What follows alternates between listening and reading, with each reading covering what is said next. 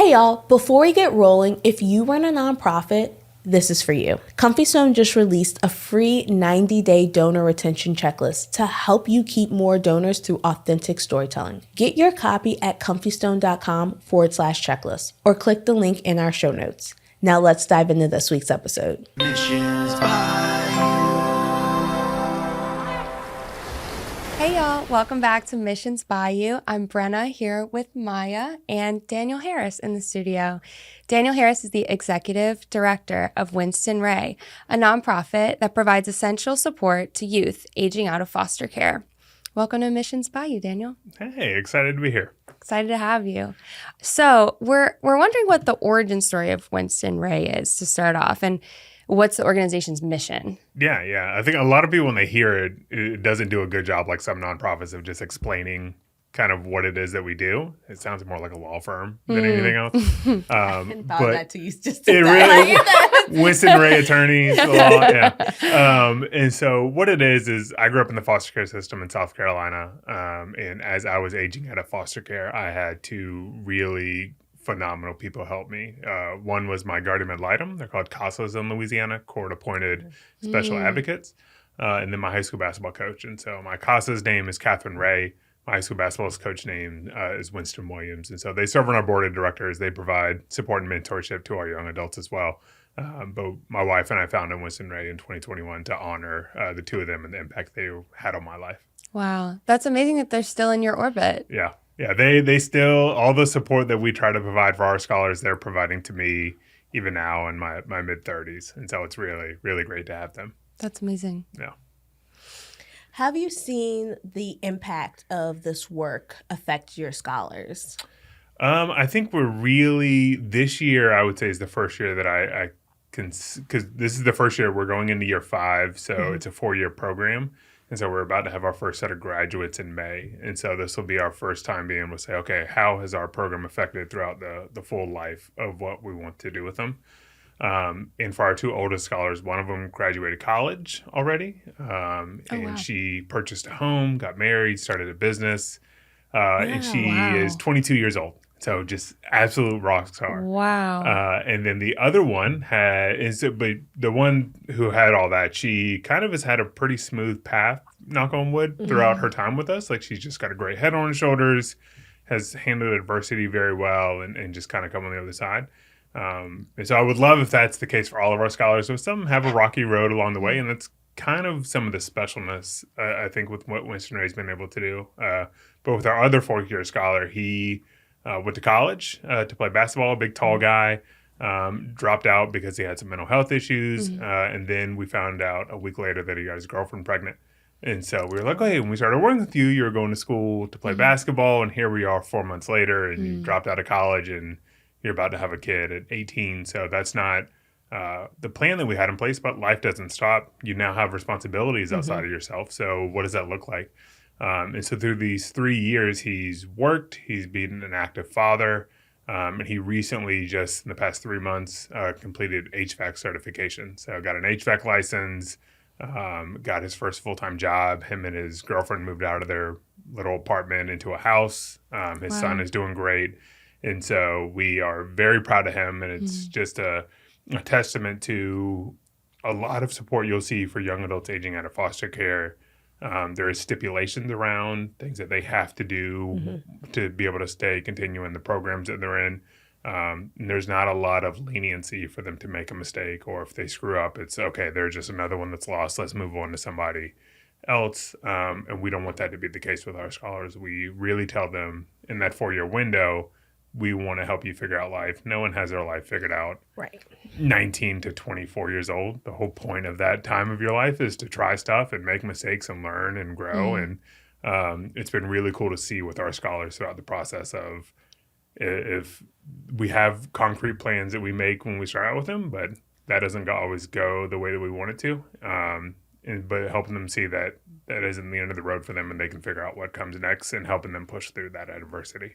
Right. Yeah. I imagine that's because you talk about how that stipulations they have are really rigid, it sounds like. And so there's no room for mistakes. And I think of myself at that age of like, fail a class or, Yeah. want to switch schools, just the things that might set you back as you're trying to figure out who you are and what you want to do and how, if that's what keeps you in the program, how that could just set you back. And then it just snowball effects, right? Because once you're out of the program, you feel even more discouraged, right? Yeah. Right. Yeah, it's very much like South Carolina, when I was aged out of foster care in South Carolina, they didn't have a program like this. In the past 15 years, across the country, states have done a better job of boosting support for what transitions look like for young adults aging out of care. But when I aged out at 19, I signed myself out. At 18 years old in the state of South Carolina, when you turn 18, you're not in the custody of the state anymore because you're a legal adult. You're in your own custody. Yep.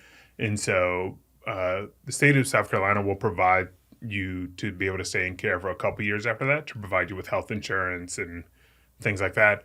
But there always is kind of the stipulation of you either have to be working or in school. You can't just be sitting or you can't be figuring stuff out. And if you do mess up along that path, you get fired from a job, you drop out of school.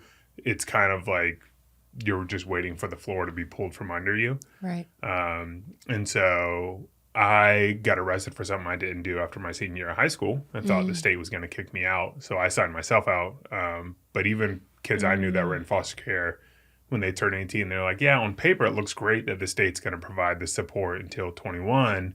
But you're kind of walking on pins and needles all the time of like terrified to make a mistake because at any moment the state could come and just grab you and drop you off on the side of the street and be like, all right, good luck. And so we want to alleviate some of that nervousness. Yeah. Yeah. Speaking of the tenuousness of state and policy, does Winston Rhea do things surrounding policy, not just direct intervention? We didn't seek out to do that, but we are actually getting more into it just from the nature of the work that we do. And so one of the things that I recently worked on is there are these things called Chafee funds they're federal dollars that were created in 1998 specifically to help young adults aging out of foster care use to go to school. And different states have different thresholds for Chafee and how that works. But for the most part, in order to get Chafee, you have to be emancipated or grew up in foster care. You have to be going to school. You have to be under the age of 26 years old. So those are the three stipulations to get Chafee. To keep Chafee, you have to have a 2.0 GPA, or actually what it's defined as is called Satisfactory Academic Progress, or SAP. So anyone who's worked in higher education, my background's in higher ed, is you have to maintain SAP to get any kind of financial aid. Even student loans, technically, you have to be SAP eligible to be able to get those. But a Pell Grant, scholarships, different scholarships will have different thresholds. But the bare minimum is a 2.0. If you have below a 2.0 and you're enrolled in school, you're actually in bad standing with the university, and you'll be placed on academic probation for a semester. And then if you don't pull your grades up, the school might decide to kick you out of school. And so I say all that to say that is what the eligibility was for Chafee. But across the board, Child Welfare Services does not do a good job of promoting Chafee at all. So kids just don't know about it. Case managers don't know a lot about it. After college, I worked in CPS services, and I wasn't really trained on Chafee at all. And I didn't get Chafee when I was in college because I didn't know about it. And so it is $5,000 a year that you can get. And so that's between undergrad and graduate school. That's $30,000 in funding that I was supposed to get. Even graduate school. Yeah, as long as you're incredible. under 26. Wait, so if someone was in foster care, they are now enrolled full-time in school, they can receive this money? They can receive this money. Check all those boxes? Yep. And the thing with Chafee that is there's a couple things that are frustrating to me with Chafee, and it'll get to the policy work question that you asked. Sure. Is when you fill out your FAFSA, there is a box that you check that says, are you emancipated or a ward of the state, somewhere along those lines. You check yes or no. It's actually very easy for a foster kid to fill out the FAFSA because they don't have any parental information to put in. You just zero everything out. It takes 15 minutes for a foster kid to fill out the FAFSA. But from there, they submit it. It goes to the federal government. The government reviews it, and then they send it to whatever schools the kids tell them to send it to. in my mind, as someone that's worked in higher ed, worked in financial aid for a little while, was terrible at it, but I still worked in it for a couple months. In my mind, if I get a FAFSA from a student and I see that box is checked yes, there should be a training with financial aid counselors to be like, okay, let me see if this student is eligible for Chafee, and then I can help them with it.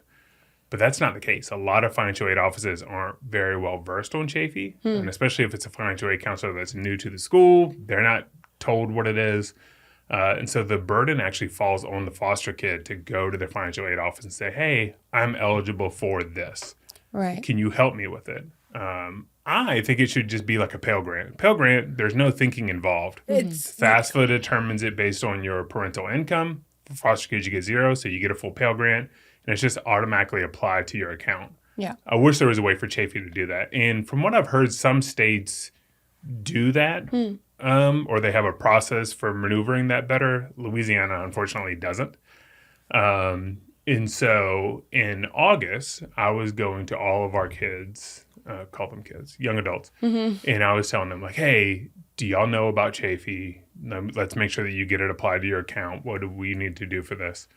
And some of our scholars had heard of it. They're like, yeah, it takes a little bit longer to process, but it eventually gets on my account.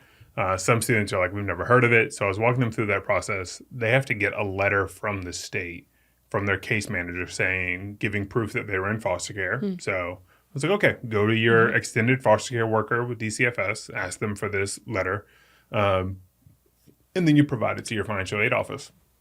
And so, but a lot of them were coming back to me and say, hey, Daniel, my EFC worker told me that I'm not eligible for Chafee. I was like, well, why? What is your GPA? Oh, it's a 2.4. Well, if it's a 2.4, then you're eligible. You are above, you're in good, satisfactory academic progress. They're like, no, they're telling me that it's a 2.7 GPA. And I said, why? Where are they getting this 2.7 from? And so I, at that time, was figuring all that out. I looked at the Chafee website, federal website, looked at it and was trying to beat my head against the wall. I'm like, where are they getting this 2.7 from? So I emailed them and asked, and they said, oh, it's in the fine print. I said, well, can you show me where the fine print is? Is this a requirement that just the state of Louisiana put in on top of what the federal guidelines are? Because there are some states who, if they only get X amount of Chafee dollars a year. So some states will say, oh, instead of 5,000 this year, there are this many kids in foster care that need this support. So we're only going to give out $3,000 this year. Okay. So they'll dole it out that way, depending, like California, bigger Chicago does it. Like a lot of states that have a bigger population.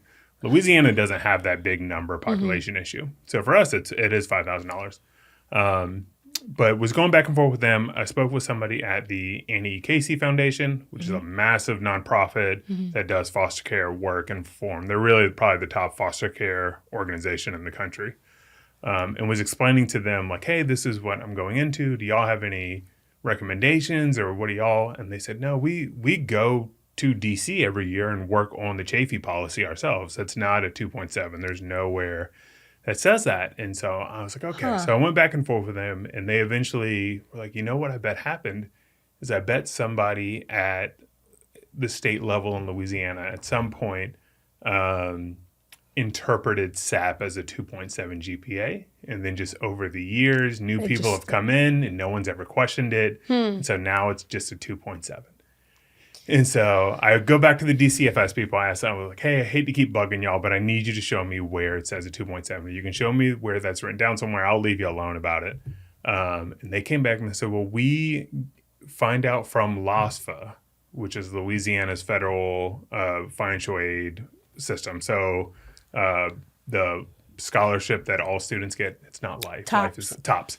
So TOPS scholarship is handled through LASFA. They do all the state aid. And so they came back and said, well, LASFA tells us who's eligible for Chafee, and then we do individual outreach with those kids to make sure that they get it with their financial aid office. Oh my God. And so I went to LASFA and I said, hey, here is what the federal government says are the requirements for Chafee to get it, and then here are the federal requirements to keep Chafee after your first semester. And so I said, can y'all tell me what the threshold is for this? And they came back and sent me, hey, Daniel, it is a 2.0. It's this and this and this. And so I screenshot that email and sent it to my people at DCFS. And I was like, hey, this is directly, you said that they're the ones who tell you this is directly from them. And so a couple of days later, they emailed me back and they're like, hey, so sorry for this error. We'll fix it on our part. Thank you for your help with that. So we were able to get the state of Louisiana to change the threshold that they've had for 20 years. And much like Maya right now, it looks like you're a little I frustrated. am like so angry. Yes. So I will say, I'm going to offer this. I was very angry. And there's a small part of me that still is. But I found that out that morning. That afternoon, I got lunch with a foster parent that I'm friends with here in the city.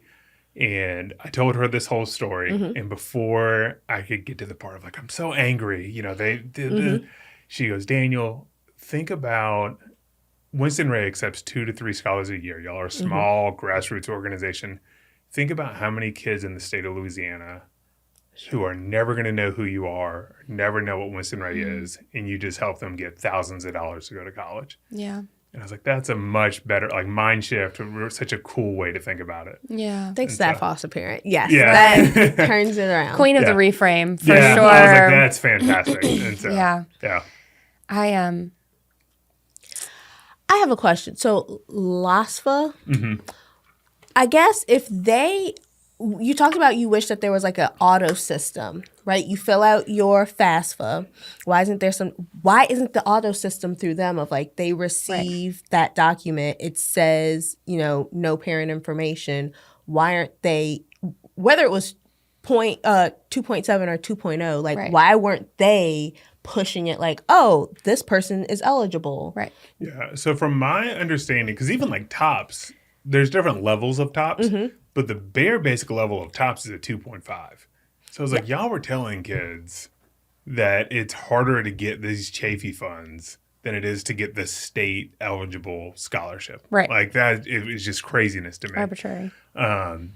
But I think from the other barrier, so that was on the state level. The other barrier we were running into is each financial aid office at different schools have different knowledge of Chafee.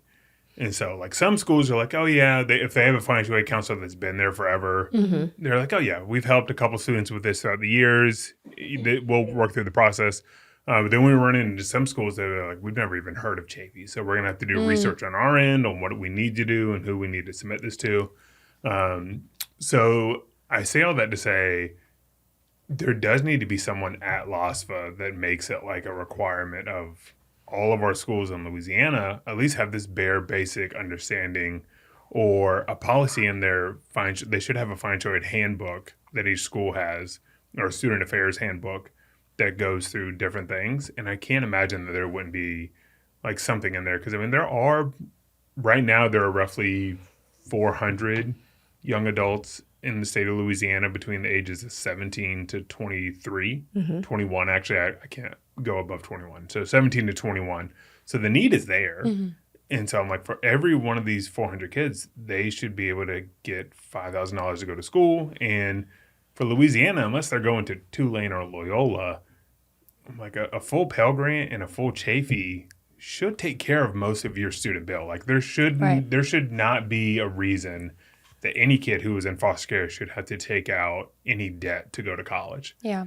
And so, but I mean, LASFA needs to make it a clear thing across the board. And I think also just like the difference between, you might think, well, I can only afford community college with my Pell Grant, you know, to make sure I stay under. But like you could go to a UL or a UNO if you knew you had access to that extra $5,000. Right. Yeah. Because I mean, the biggest expenditure for college, at least when you look at a fee bill, 9 times out of 10, it is housing and then a meal plan and then your actual tuition. Right. And so for a lot of these students, you know, their Pell Grant will probably cover their tuition, but then where are they going to stay? How are they going to get to school? Meal plans are expensive, but I honestly, I do think if you have the means to get a meal plan, it just takes away a barrier of you having to get to the grocery or having to meal prep or do all that. So I'm like, it just takes out that thought process. But I say that, but it is an extra $3,000 a semester that you got to pay. And so what does that look like? Real quick, guys, did you know it can cost up to 7 times more to find a new donor than to keep one you already have? That's why at Comfy Stone, we created a free 90-day donor retention checklist. It's simple, step-by-step guide that shows you exactly what to do after someone donates. From how to thank them to how to tell stories that keep them engaged and giving all year long. You can grab your free copy at comfystone.com/checklist or click the link in our show notes. All right, let's get back to the show. What's the most frustrating for me in you telling this story, not only is my head spinning by how many departments and people are in control of just one aspect of a foster child's life, but the foster child is expected to know all of this on their own. They are expected to know really adult things about the future of their life and implications like school or finances that really ripple throughout the rest of their adulthood, you know?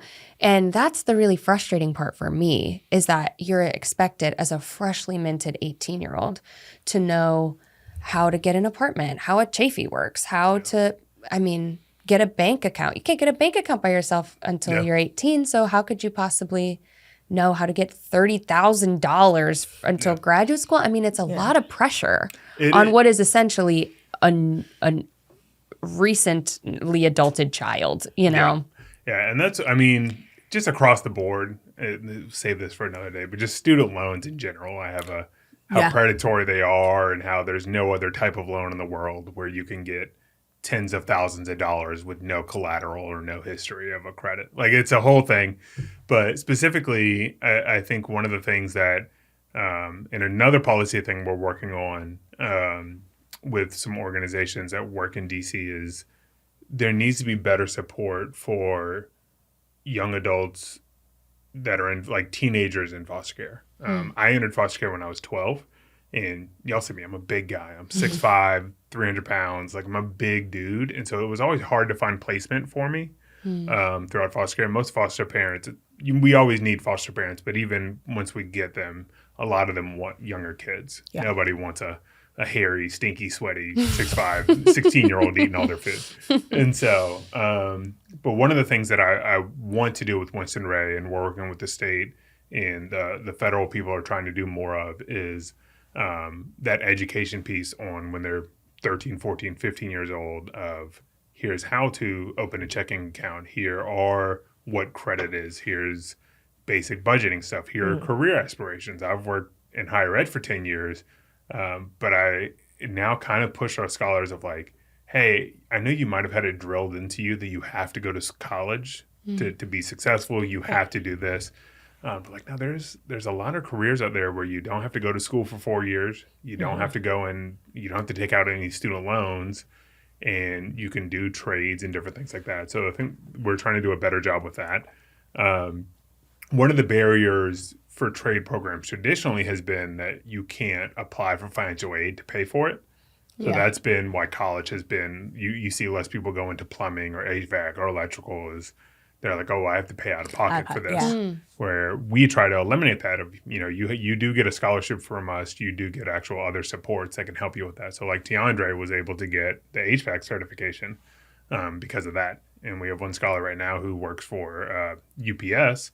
And I'm like, if you can get like in with UPS, it is a phenomenal career structure. They have a really good union. They take care of their employees. They have great benefits, great retirement. Like, there are so many things out there that you don't necessarily need a college degree for.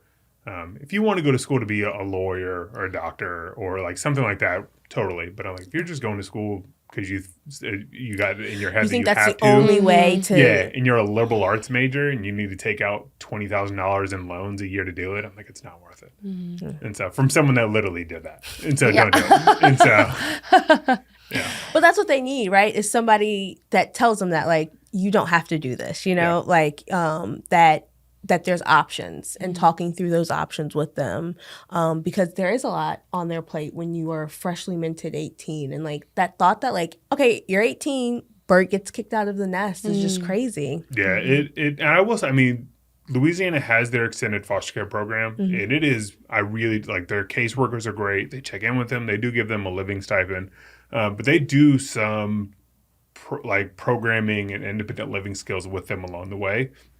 We do a lot of partnership with them just because we're so hands-on with what we do.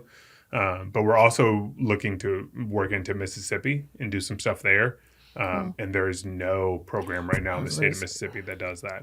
Wow. And so there's one in the northern part of the state that has a small cohort of it, very similar to ours, like a smaller group, but there's no like their version of DCFS, of Child Protective Services. When a child turns 18, they're just, unless they have, like I was lucky to have Catherine and Coach, if they don't have someone like that, they're just left to figure it out.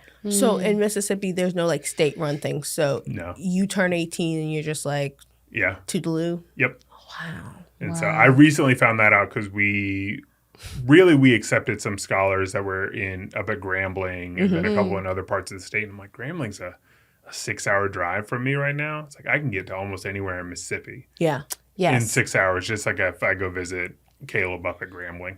And so I was like, so we can do more stuff there. So I recently made contact and spoke at a couple of CASA events in Mississippi. And that's when I found out like there really is nothing that is state funded that they do. And I'm like, that's crazy to me. And I looked it up and there's probably 6 or 7 states in the whole country that don't have anything in place for young adults when they turn 18. And Mississippi happens to be one of them. Wow. And so We have to have another glass half full moment because, like, I'm like, that makes me so angry. I know. Well, yeah, and I think, I mean, for me, so much of my story was just extremely luck and unique in that when I entered foster care at 12, I had Catherine, who was my guardian ad litem, my CASA, and I had her throughout my entire time in foster care. So all 7 years I was in foster care. That is rare itself. Most CASAs are CASAs for a year or two. They get multiple cases. And so it's a volunteer position. So it's not a paid position. It's not a job. Oh, wow. But they have that because life happens. So a lot of them, do that. And then no matter where I was at in the state of South Carolina, she would come visit me every month, just like my caseworker would. And so throughout my entire time in foster care, new caseworkers, new foster homes, new schools, new friend groups, everything changing around me. My one consistent person was Catherine every month. Yeah. And then when I turned 18 and lost her as a guardian ad litem, as a CASA, she said, hey, Daniel, I've been with you. I've seen you grow up through middle and high school. I want to stay connected in your life if you would want that. And so I graduated high school at 19. So my whole last year of high school, she would still come see me once a month. I would go to her house, and she has 2 sons that are about my age. And so I became really close with them. And then when I signed out of foster care that summer after high school, she was who I moved in with. Her and Coach Williams invited me into their house. And so that's where I went for college. That's where I'd go for holidays. Catherine taught me how to drive a car. I didn't get my driver's license until I was 23. That's another thing. Like, people don't think about kids in foster care. Yeah. Most people get their driver's license when they're 15, 18. But in order to get a driver's license or to get a permit, you have to be put on somebody's car insurance. The state of Louisiana, the state of South Carolina was not going to put me on the state's car insurance. So I had to wait until I was older to get a driver's license. So I didn't get it till my junior year of college. Right. And so all that stuff. And then after college, get my first apartment, get furniture, help me. Coach taught me about investing, like all this stuff that like no one teaches any of these kids how to do. And so when we started Winston Rhea, it was just supposed to be a scholarship. That's really, like, my background was working for colleges. I was working at Loyola at the time. And I had always had this idea that I wanted to do a scholarship for kids in foster care. But then when we got to thinking about it, I was like, what all did Coach and Catherine give me? They didn't give me a couple $1,000 at the start of every semester. They did all that stuff that I just named. Like, they did that for me. And so we were like, we think we can try to mimic some of that for these young adults. And so, Yeah. What are your hopes for the future of Winston Rhea? Yeah, so I mean, right now we're a small cohort. We take on 2 to 3 scholars a year, and we will have our first set of graduates, like I said, this May. But I'm really hoping that as we grow and we get more funding and build more partnerships, that we can expand that we're being very strategic in that piece. Right now, if we really wanted to, we could take 20 kids a year. The need is definitely there. But we're very much of the mindset that we want to provide extremely hands-on, very high impact support to each one of our kids. So we're being strategic in how we do that. I don't want to have 100 kids in our program and we're not able, not just me, but our mentors are not able to show up for them, or we're just another set of adults who just kind of don't show up when they need it. Right. And so we're being strategic in that, but we are hoping that we'll expand into Louisiana and Mississippi, that we'll be able to take on more as we grow our staff and grow our volunteer base and grow our financial support, that we can provide more support for them. And then I have this grand vision that as the years go by, some of our graduates will come back and mentor younger kids in the program. And so I really like that idea. There's a level of connection and support I can provide to them. But there's also a different level of support when it's someone that's closer to your age and from your area. And so that I kind of have this like vision in my head of that eventually happening. Yeah. I believe it. I believe it's going to happen. Yeah. So before we wrap up, we like to always end our episodes with a fun question. So this one is, what's a silly thing you believed as a kid that you found out wasn't true as an adult? So I don't know if I didn't find it out as an adult. I found it out way earlier than that, but it's silly. So I'm gonna go with the silly line. My mom, my biological mom, had me convinced that I was able to do magic, and the magic was that I could make the car window go up and down by saying it. And so That's so cute. I would be in the back seat and I'd be like, "Window, go up," and she would like from her little make it go up, and then I'd be like, and I believed that for like a good 3 or 4 years before I realized that she had the little master panel over there. Wait, I love that. But I would cute. like whisper like, "Whoa, roll down," and it would like go down. I'm like, "Oh." I love that. Yeah. I love that. That is precious. Yeah. I am gonna do one that just popped into my head. Because this reminds me, just a little lie that people tell to children, you know. My mom worked a lot growing up, and my sister is 9 years older than me, so she would watch me a lot. And my mom, I was I think 2 at the time, so my sister would have been like 11, like a very mischievous little 11. And my mom just kind of, she wasn't gone, but she just wasn't really like paying attention for a week or 2.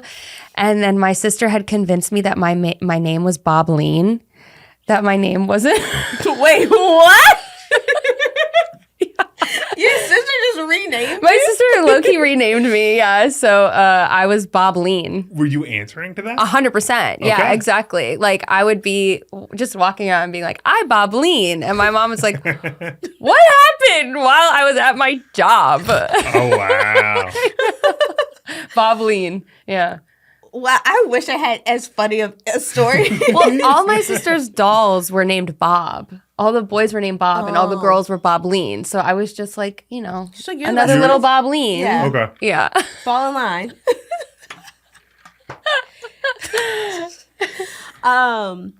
This wasn't one that was necessarily a lie or anything anyone told me, but like I grew up and my mom's side of the family all lived on one block because my grandmother owned all the properties. And then in my childhood neighborhood was my aunt and another grandmother. And so I just assumed that's how you grew up, is like in these community like sex, like, you know, like everyone, all your family's just in one place. And then I got older and I was like, wait, your grandmother lives on the other side of the country? What? Like, that's not how you do that. That's illegal. But that is a really cool way to like. I'm assuming you just like walk to and from houses all the time. Man, And my grandmother's house. So like my favorite aunt lived next door. So we'd like go to my grandmother's house and she'd be like, "I'm sick of y'all." And then we'd go to my aunt's house and like eat, like both kitchens were full of snacks. So like we'd eat all the gushers at one house and be like, "All right, time to move down the," like then we just moved down the street like ripping off everyone of their Gusher supply. You were like a roving pack of wolves. This also makes sense why the adults might have been a little aggravated with us. We were a roving pack of wolves going from house to house, just eating all the... Terrorizing Opelousas. Yeah, red dye 40 snacks, just destroying them. That's fantastic. Yeah. All right, so let's let everybody know how they can follow Winston Rhea and how they can support. Yeah. So we have Facebook, Instagram, and LinkedIn. You can go to our website, www.winstonrhea.org. And to support us, donations we're always looking for more donations and financial support. But then even outside of that, I always invite people to just come to our programs. On our website, we have an events page talking about events that we have coming up. And we have a couple fundraisers in the spring. We're doing a crawfish boil fundraiser with Casa Jefferson. That's going to be at the Batcher, which is that new event space on the Mississippi. It's really nice. So that's going to be March 28th. And then our big annual fundraiser is on June 13th. It's called Fostering Impact. It's going to be at NOLA Brewery. So those are our two big fundraising events. But then outside of that, we'll do give back nights. We'll do more fun nights where people can just come, meet some of the scholars, hang out with them, and just learn more about the work that we do. Amazing. Fabulous. Yeah. Thanks so much for coming on today. Yeah, thank you guys for having me. Thank you. This is wonderful. Yeah.